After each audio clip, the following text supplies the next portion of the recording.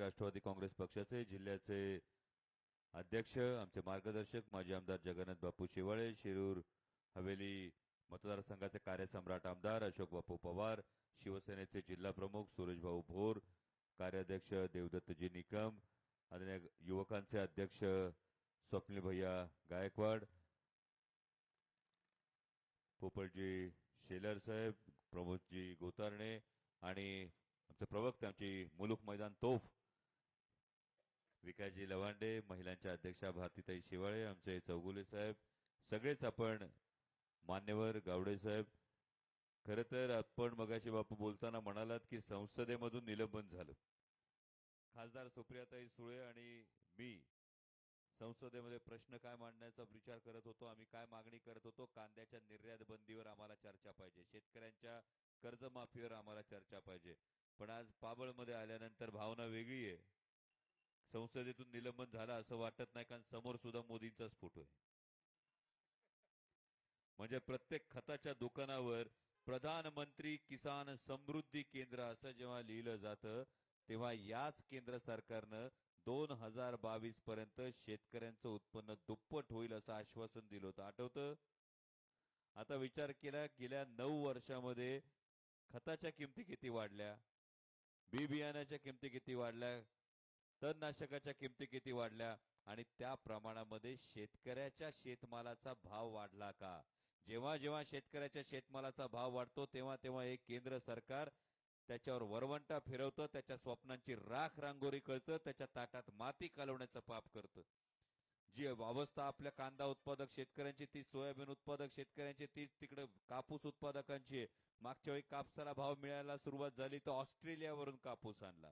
टमाट्याला भाव मिळायला सुरुवात झाली तर नेपाळहून टोमॅटो आयात केला. आणि आता कांद्याला जेव्हा भाव मिळत होता तेव्हा 4-6 महिन्यांपूर्वी त्याच्यावर 40% निर्यात शुल्क लादलं, कांद्याचे भाव पाडले का नाही? त्यानंतर आता पुन्हा कांद्याला जेव्हा भाव मिळण्याची आशा निर्माण झाली तेव्हा कांद्यावर निर्यात बंदी लादली.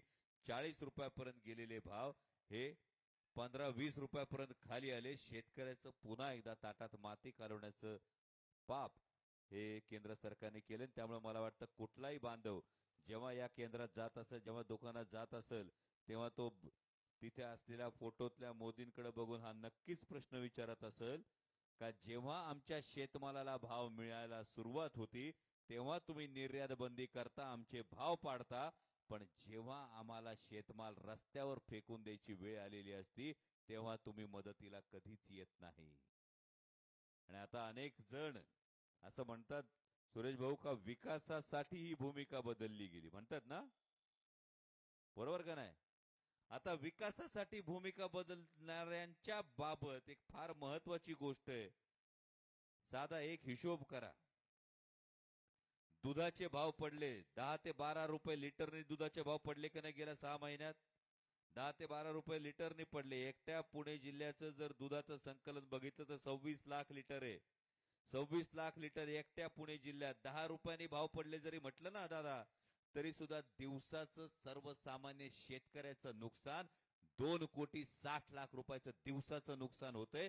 महिन्याचं नुकसान हे साधारणतः 78 ते 80 कोटी रुपयाचं नुकसान होतं. हे सर्वसामान्य शेतकऱ्याचं होतंय. आणि मग या सर्वसामान्य शेतकऱ्याच्या नुकसानी संदर्भात 6-8 महिन्यात काही निर्णय महाराष्ट्र सरकारने घेतला नाही. नंतर मागणी व्हायला लागली तर 5 रुपयाचं तुटपुंज अनुदान हे देण्यात आलं, पण ते देताना सुद्धा हात आखडता घेतला. फक्त शासकीय दूध संस्थांना जे दूध घालतात त्यांना फक्त अनुदान, खासगी दूध संस्थांना दूध घालणाऱ्यांना अनुदान मिळत नाही. मला सांगा हा भेदाभेद कशासाठी?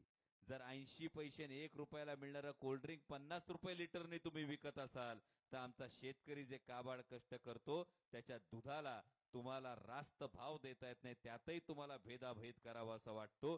या कुठला न्याय झाला? कांद्याच्या निर्यात बंदी संदर्भात आपण शेतकरी आक्रोश मोर्चा काढल्यानंतर या आक्रोश मोर्चावर भारतीय जनता पक्षाचे प्रदेशचे अध्यक्ष बोलतात. पण त्यांनाच मी विचारू इच्छितो का 7 डिसेंबरला निर्यात बंदी झाली. किती डिसेंबरला? 7 डिसेंबरला. आज तारीख किती? 28 डिसेंबर. बरोबर. तुम्ही सगळ्यांनी मागे बातम्या वाचल्या ना? महाराष्ट्रात पालकमंत्री पदाचा तिढा, अमुक अमुक झाले तातडीनं दिल्लीला रवाना. बरोबर.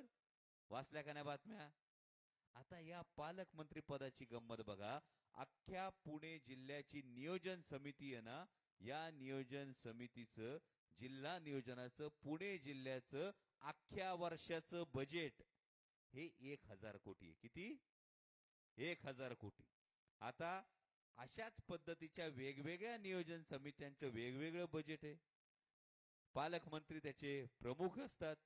पालकमंत्री प्रमुख असल्यानंतर या पालकमंत्री पदाचा तिढा झाला का लगेच घाईघाईने दिल्लीला गेले. पण 7 डिसेंबर पासून 28 डिसेंबर पर्यंत आज 21 दिवसांमध्ये महाराष्ट्रातल्या कांदा उत्पादक शेतकऱ्याचं जे नुकसान झालं ते 60 लाख क्विंटल कांदा बाजारात आला.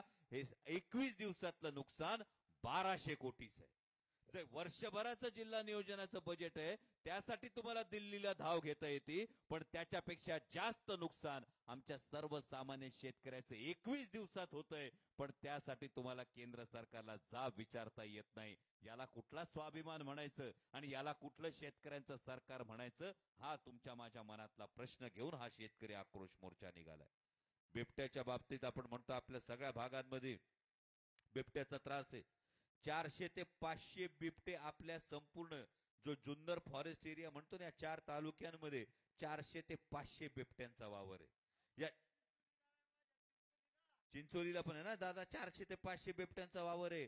पण आता मला सांगा, चिंचोलीला बिबटे आहे बरोबर, तसा तिकडं विदर्भामध्ये वाघाचे प्रकल्प आहेत, आजूबाजूला वाघ दिसतो. म्हणून विदर्भामध्ये दिवसा 3 फेज लाईट मिळती. आपल्याला मिळते का? आपल्याला मिळत नाही 3 फेज लाईट. विदर्भात माणसं राहतात, आपण माणसं नाही ना.